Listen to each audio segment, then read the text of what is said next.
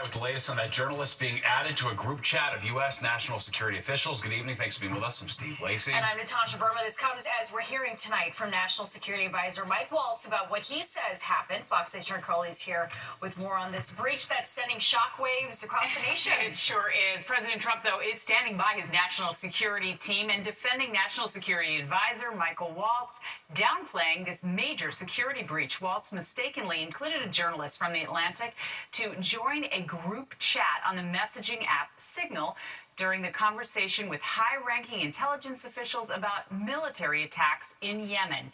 Defense Secretary Pete Hegseth, National Security Advisor Mike Waltz, and Vice President J.D. Vance among those on this thread. Now today, President Trump doing damage control, insisting nothing classified was discussed on that chat. However, the reporter on the chat, Atlantic Magazine Editor-in-Chief Jeffrey Goldberg, says it was a war plan. It wasn't classified information, so this was not classified. Now, if it's classified information, it's probably a little bit different. But I always say you have to learn from every experience. I think it was very unfair the way they attacked Michael. He's a good person. So what did happen? Well, National Security Advisor Waltz says that he doesn't know the Atlantic journalist Goldberg and has never met or communicated with him. He spoke about it tonight on the Fox News Channel. I don't text him. He wasn't on my phone, and we're going to figure out how this happened. So you don't know what staffer is responsible for this right now? Well, look, a staffer wasn't responsible, and look, I take full responsibility. I built the group. My job is to make sure everything's coordinated. So Democrats tonight demanding a full investigation into how a journalist could inadvertently be invited to a chat about a military attack. Lawmakers say it puts national security at risk. During a previously planned Senate hearing, Democrats grilling the DNI director, Tulsi Gabbard, and the CIA director, John Ratcliffe, both were on that sensitive Signal group chat. I want to go back to what I addressed at the outset. I mean, this was not only sloppy, it not only violated all procedures, but if this information had gotten out, American lives could have been lost. Finally, just please, my communications, to be clear, in a Signal message group were entirely permissible and lawful and did not include classified information. Okay, and one more thing tonight. The Government Transparency Advocacy Group, it's American Oversight, they filed a lawsuit demanding that the Signal chats about Yemen be preserved, citing the Federal Records Act. You might not know this, but the app can set up to automatically delete messages. Messages also are only stored on an individual's device with no backups on company servers. So this story's not going away. No, that's or not. All right, thanks, Sharon. All right, Sharon, thank you. And new tonight, President Trump has signed an executive order overhauling the nation's election rules.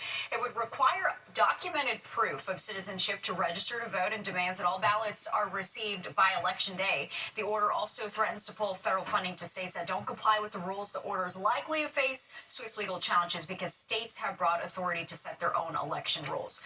Well, it sounds like the plot of a movie, but this is all too real. Someone with measles who was contagious took a train bound for D.C. that made stops in our area. That's right, potentially exposing those on board. Fox 5's Jessica Formoso is live at Penn Station with what we know tonight. Jessica.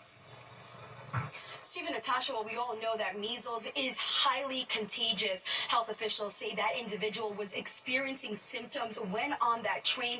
We do not know where that person boarded, but we do know that this route begins in Boston and makes different stops in different cities, including here in New York and Philadelphia, before reaching D.C. Now, the infected person was confirmed to be on the Amtrak Northeast Regional 175 train southbound last Wednesday, March 19th, between the hours of 7:30 p.m. and 1:30 a.m. The individual passed through Union Station before visiting an urgent care clinic in D.C. Saturday. Now, measles, like I said, is really contagious, can spread through the air when an infected person breathes, coughs, or sneezes. Nearly 400 cases have been confirmed in 18 states so far this year.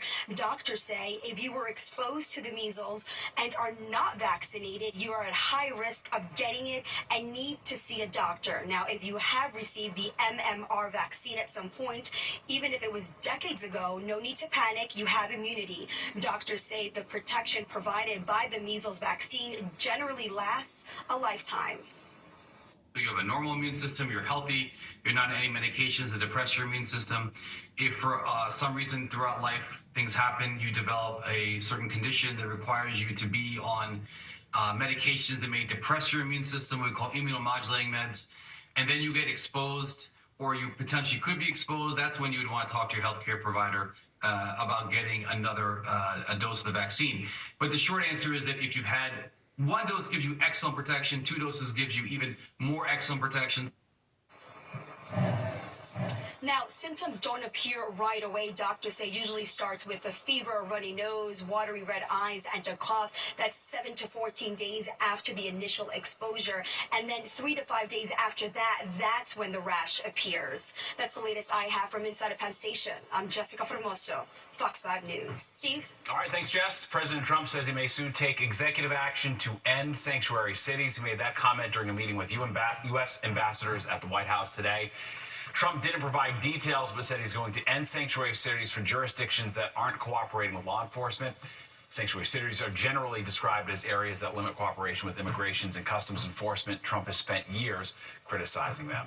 Well, turning to the Middle East, where strikes continued overnight in the Gaza. 2 months shy of primary election day here in New York City, and a new poll is out with good news for Democrat Andrew Cuomo, but not so great news for Mayor Eric Adams. All right, it comes as Progressive Group is out with a catchy new name, hoping to keep both of them out of City Hall. Fox 5's Linda Schmidt's here to give us the latest. Linda. Yeah, and they're working hard at this, too. By the way, that catchy name is Dream, and the group is trying to persuade voters not to include Mayor Adams or Andrew Cuomo in their ranked choice ballot. Now, go ahead, take a look at this. Dream stands for Don't Rank Eric or Andrew for Mayor. This is their website. They even sell merchandise. Now, it is a grassroots organization that has attached itself to the progressive movement in the hopes of preventing Mayor Adams or Cuomo from winning. By the way, the primary is June 24th. If you want to make sure that the 2 most dangerous men in New York City don't get your vote, you have to not rank them. You need to fill out your ballot, but just leave off Eric Adams and Andrew Cuomo. And this group, once again called Dream, has been organizing behind the scenes, it says, for the past year to get their message out. Now, we asked one expert tonight if their strategy could end up working. In a ranked choice election, any organized effort that encourages people not to rank one candidate or even 2 candidates can absolutely have an impact. But like so many things when it comes to electoral politics, it will depend on mainly 2 things, organizing and money. And if they get some real money behind this effort, it could have a significant impact. And we know in politics, money always plays a big role here during elections. Now, the latest polling from the Honan Strategy Group, which is a Democratic polling firm, shows Cuomo now leads the race among likely Democratic primary voters with 41%. Mayor Adams has 6%. Stephen, Natasha, back over to you. Wild numbers. All right, thanks, Linda. And we're going to be following the mayor's race closely, and so can you. Our new weekly show, Politics Unusual, begins this week. Each week's Fox 5's political reporters will break down the week's biggest local political headlines and national news that impacts us here at home. It will debut this Friday at 6:30 on Fox 5 and Fox Local. The episode will also re-air on My 9 and Fox Local on Friday night at 8:30 and Sunday afternoons at 3:30. Well, there is a new push tonight to change a local law. And it all has to do with how young is too young to be charged as an adult after the shooting death of a police detective. Plus, other countries issuing travel advisories for the U.S., what they're telling people planning to visit. And Nick's talking weather. A nice one today, Nick. It was for sure. Got back to some sunshine and milder temperatures, too. Do a little system off to the south. It might kick off a shower, sort of brushing east of Long Island. A couple more showers may pop up tomorrow afternoon, but you'll like the forecast ahead. I'll have it for you when the 10 o'clock news returns. A 14-year-old accused of a horrific crime, charged with shooting and killing a Newark police detective. All right, tonight there's a push to change a New Jersey law that prevented the suspect from being charged as an adult. Fox 5's Kendall Green live in the newsroom with the details. Kendall. Hi, good evening, Steve, Natasha. Newark detective Joseph Visconti was 26 when he was gunned down at the line of duty less than 3 weeks ago. That's when he and another officer were both shot while responding to reports of a suspect with an illegal gun. Now, police have charged a 14-year-old with his murder, among other charges, but the detective's family doesn't think that's enough. That's why his mother, just a week ago, filed a petition on change.org that's already rounded up nearly 16,000 signatures, calling on New Jersey lawmakers to change the age when a teen can be charged as an adult. Currently, New Jersey state law requires an offender to be 15 or older to be tried as an adult. So the law protects offenders 14 and younger from adult prosecution within the petition. Now, the family says the state's unwillingness to sentence the 14-year-old has left their family in a painful position, saying, quote, "We firmly believe the gravity of the crime committed should be the determining factor of the proceeding, not the age of the offender." But a New Jersey attorney argues, despite the brazen nature of the crime, that's not likely to happen. The petition and the public at large are creating some type of a position that they want this young man to be treated as an adult. But I think the only way of changing that with this type of movement and momentum would be to have the legislature change the law in the future. But I don't think any change in the law would make it retroactive, but it could be. My gut says even with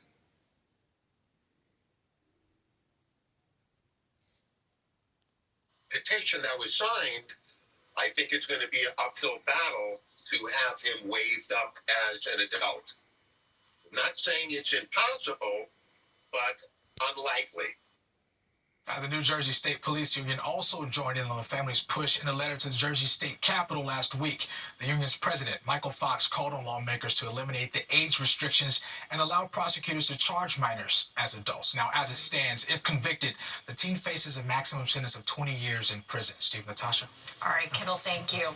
A grieving mother confronts her son's accused killer today in Brooklyn. NYPD arrested 18-year-old Noah Rentas today for the stabbing death of 27-year-old Michael Hernandez back on March 14th. Police say Rentas and other teens attacked him outside of the Barclays Center after an argument. Hernandez's mother was outside the precinct this afternoon as Rentas was led away in handcuffs. And I will continue going to court. I live in the Bronx and made it here to make sure that he sees my face. I'm a grieving mother.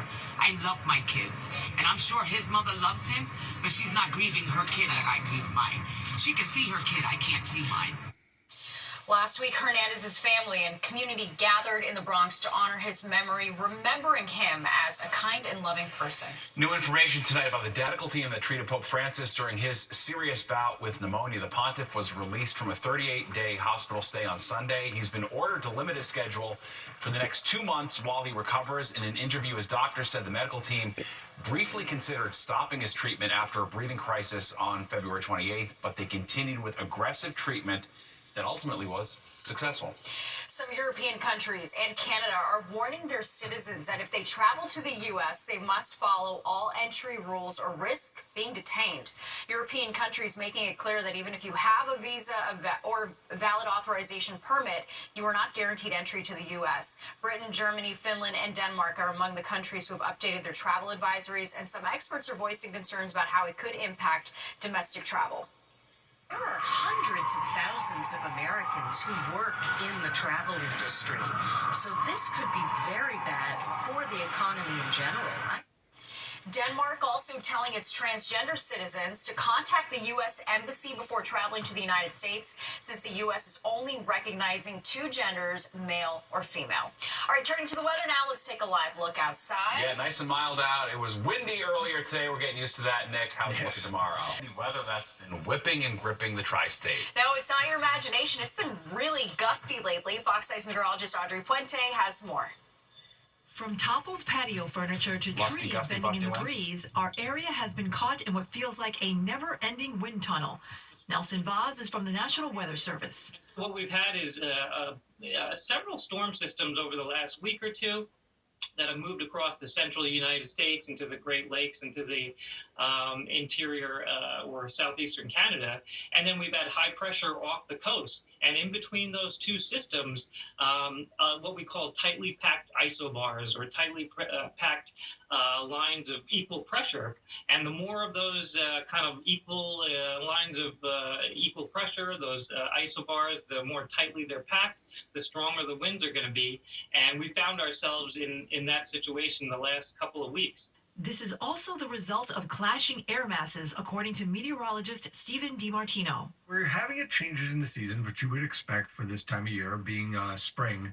This year, because of a lot of different forcing mechanisms, the polar vortex collapse, tropical forcings kind of all over the place, is leading to enhancement of the polar and subtropical jet streams. What that basically means for you is that cold fronts and low pressure systems are a little bit more amped. Here in the city, it's even worse as the wind gets squeezed between skyscrapers. What would normally be a 20-mile-per-hour wind gust ends up being a 40-mile-per-hour wind gust because that air is being forced in between those two large buildings. This windy weather pattern is expected to last through the end of the month. As we move through April into May, you'll just have, occasional breezy day, but for the most part, things will start to calm down.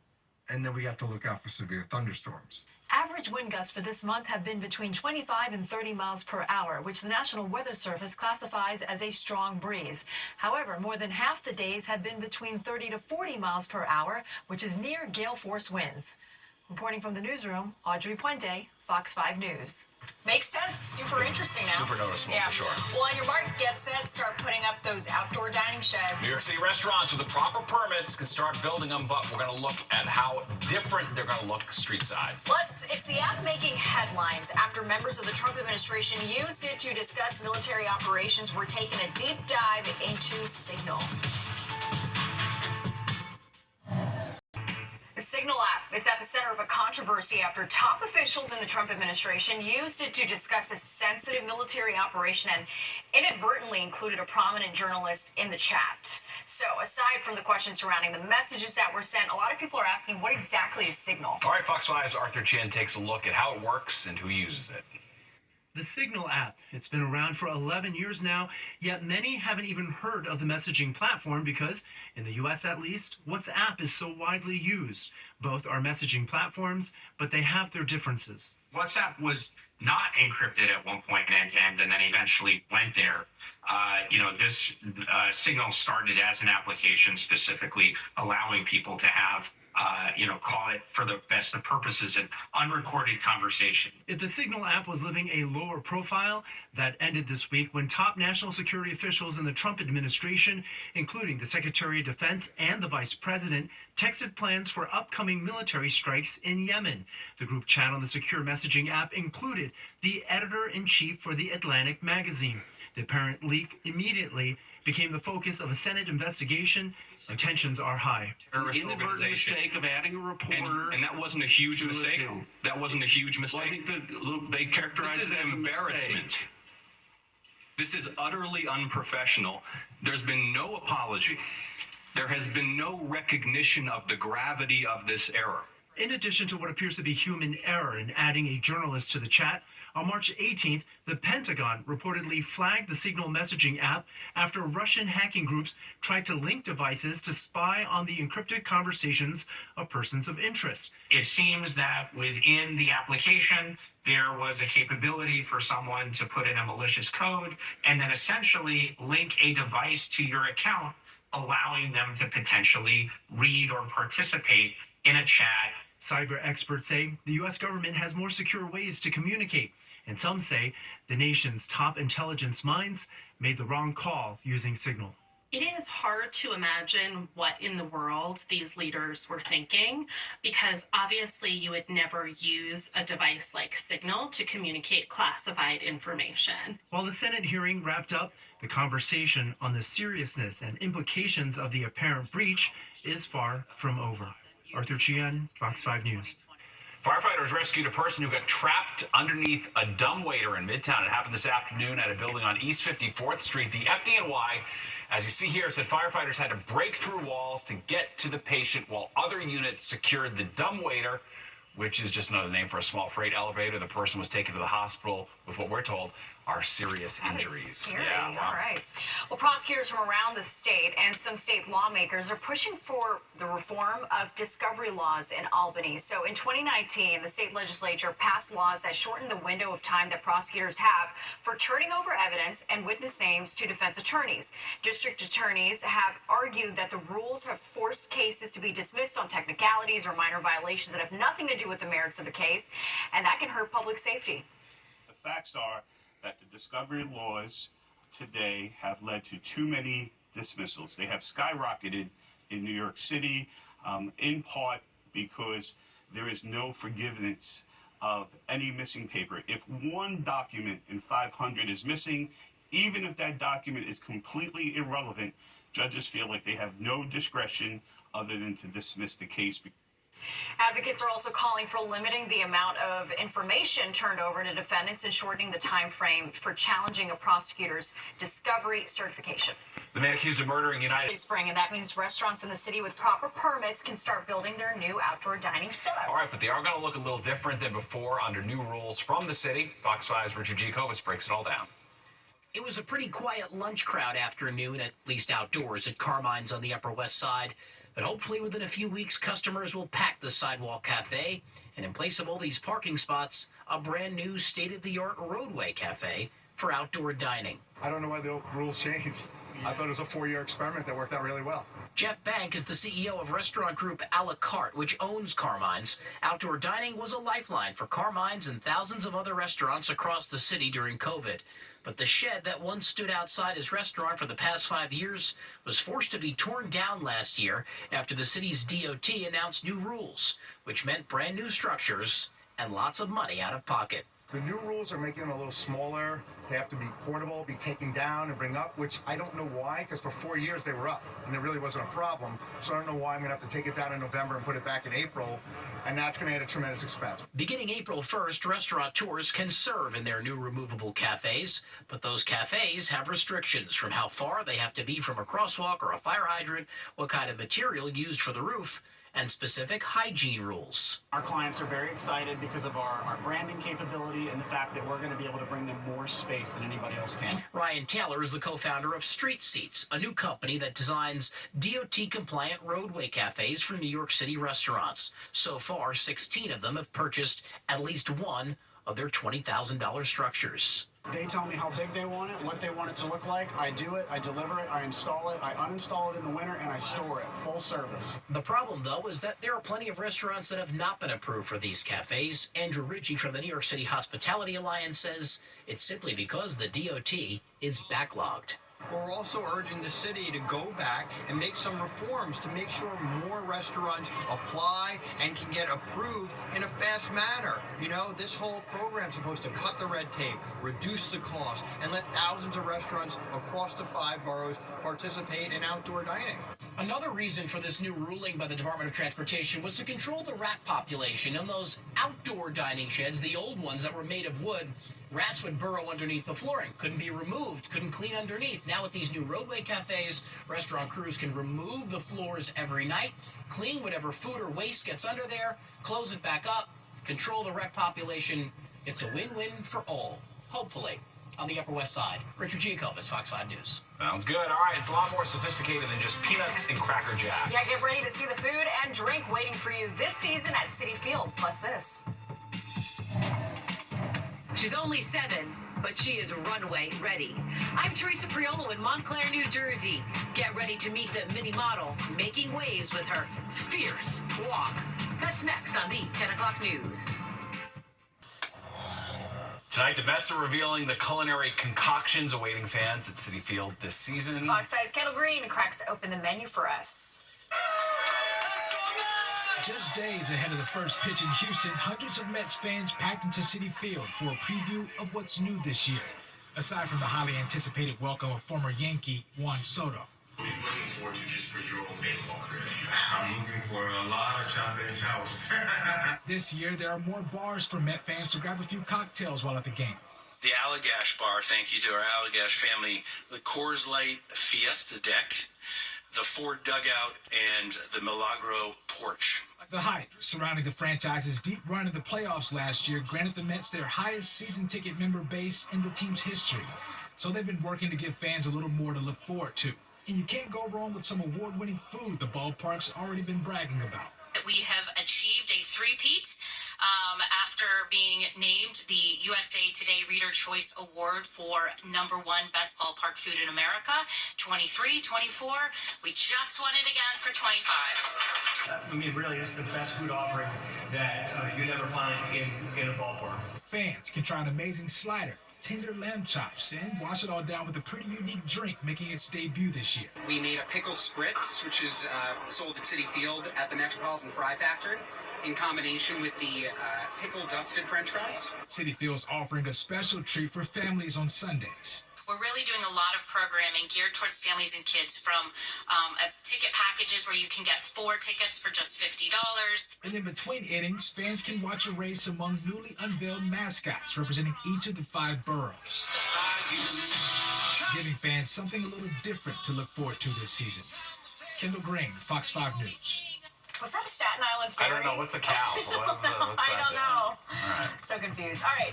What do you do when your school has a surf club, but you're far away from the beach? All right. How about hitting the mall? I guess you could say it's an American dream come true for one New Jersey high school. And get ready to meet a New Jersey model who is only 7 years old, but many say, look at that. She's so fierce and she knows how to work a runway.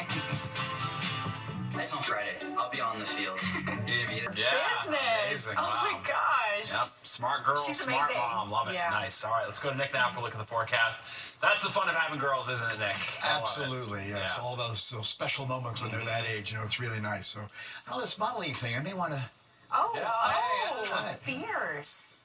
In case this weather gig doesn't work out. So I guess I better stick to weather. All right, well, let's talk about our weather, which was pretty decent today, right? We had sunshine, a couple of clouds late in the day, recovery from yesterday's 40s. We made it in the upper 50s today. Have some clouds out there now, but not bad. 58, 47 the split, 53 and 38 is the average, and we'll be just a little bit below that tomorrow. 79, 13 of the records. That 13, though, a long time ago, 1878. And we're holding up at 54 now. It's mainly because of a little southwest wind that's light. Humidity is dry, 22%. Pressure, double R, rising rapidly at 29.93. That's a good weather sign. So we had pretty decent weather this week, although we have a little weak disturbance that might kick off a shower or two tomorrow afternoon. We'll look at that in just a moment. It's cooled off in the suburbs, though. We have mid-40s at White Plains, Poughkeepsie to Hartford, low 40s, the Hamptons to Bridgeport, but still mid-50s, the city south and west, to about 50 Allentown and the Jersey Shore. So a split decision here. Some areas a little cooler than last night, and some areas a little milder than last night. So I guess we'll take that. So the wind was more southwesterly, westerly. It's kind of coming around to the north now.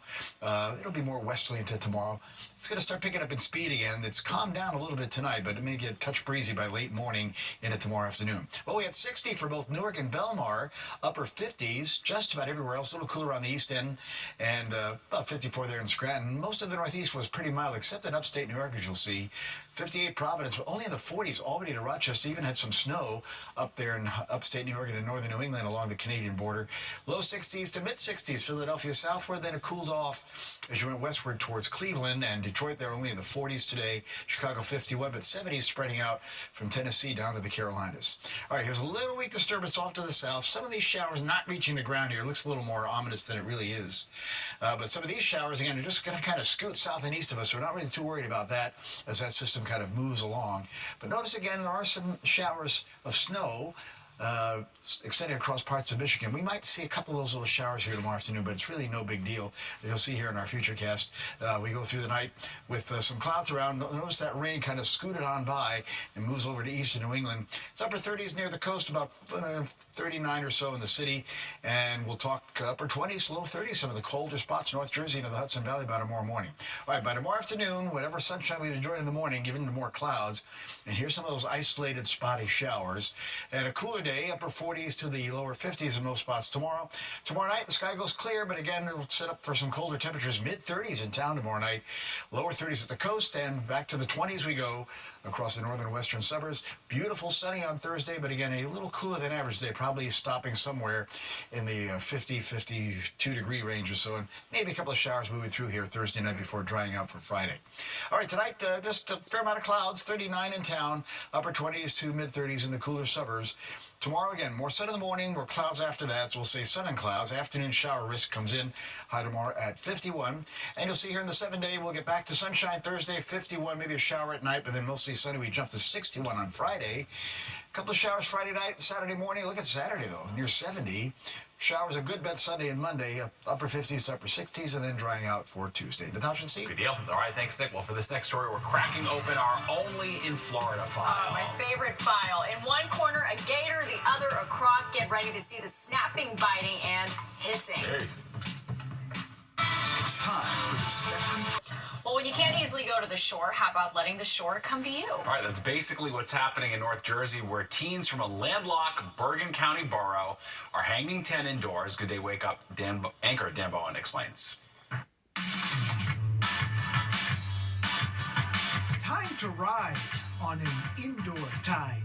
For many of them, it's like a once-in-a-lifetime experience. This is no ordinary wave gliding. I get like an adrenaline rush, like it gets me excited. A surfing trip for a surf club from someplace nobody expected. I would have never thought that I would be on a surf trip in my high school. All these teenagers experiencing and learning together. They're from Lodi, New Jersey, a landlocked borough in Bergen County, more than an hour's drive from the Jersey Shore. Now they're unlocking a curiosity about the ancient oceanic rite of passage at the world's largest indoor surfing wave pool inside the American Dream Mall. I'm a high school art teacher in Lodi, New Jersey, and I'm the advisor of the high school surf club. And Matthew Nicolosi is also an instructor here at the Student Surf School. And I thought, my students are right nearby. It'd be great to expose them to my passion. So the art teacher pitched an idea to the Lodi school superintendent. He said yes right on the spot. They come back time and time again, but I think it just gives them access to something that they wouldn't normally have access to.